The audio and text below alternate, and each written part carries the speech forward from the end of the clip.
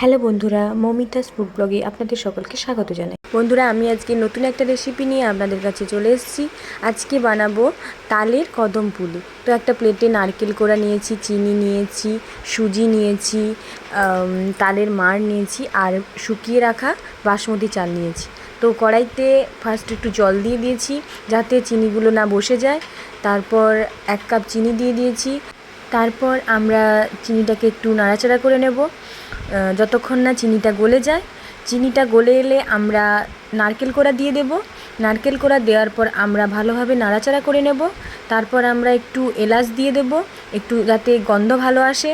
তারপর দেওয়ার পর আমরা নাড়াচাড়া করে নেব ভালো করে। নাড়াচাড়া হয়ে এলে আমরা একটা প্লেটে ঢেলে নেব।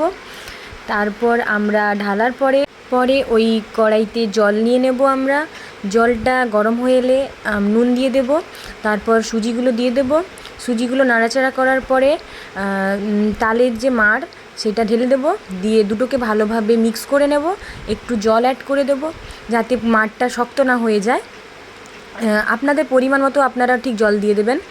দুটো ভালোভাবে মিক্স হয়ে গেলে আমরা একটা প্লেটে ঢেলে নেব। তারপর ঢালা হয়ে গেলে আস্তে আস্তে ডোটাকে আমরা ঠান্ডা করে নেব। এরপর ডোটা ঠান্ডা হয়ে এলে লেচির সাইজ করে নেব। লেচিগুলোকে বাটির শেপ করে নিয়ে ওর মধ্যে যে বানিয়ে রাখা পুরটা ভরে দেব। ভরে ওর মুখটা আটকে দেব। আটকে আমরা যে ভিজিয়ে রেখেছিলাম চালগুলো তার গায়ে লাগিয়ে দেব, দিয়ে একটা প্লেটে রেখে দেব। তো এইভাবে একে একে সবগুলো বানিয়ে নিতে হবে। এই যে দেখুন আমি সবগুলো বানিয়ে নিয়েছি। হাঁড়িতে আগে থেকে গরম জল বসিয়ে রেখেছি আমি। তারপর একে একে পুলিগুলো আমি নিয়ে নেব। পুলিগুলো নিয়ে আমি ভাপাতে বসিয়ে দেব। 15 থেকে 20 মিনিট ওয়েট করব। তারপর দেখে নেব যে রাইসগুলো সেদ্ধ হয়েছে কিনা ঠিকঠাক। তারপর রাইসগুলো সিদ্ধ হয়ে এলে আমি একটা প্লেটে ঢেলে নেব।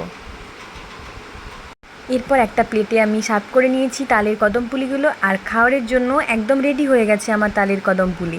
আপনারাও বন্ধুরা চাইলে এভাবে বাড়িতে বানাতে পারেন। আমার মতো আমি যেভাবে বানালাম আপনারাও এইভাবে ঠিক বানাবেন। খেতে খুব সুন্দর হয়েছে। আর আমার ভিডিওটা ভালো লাগলে আপনারা please like, comment and subscribe করতে ভুলবেন না কিন্তু।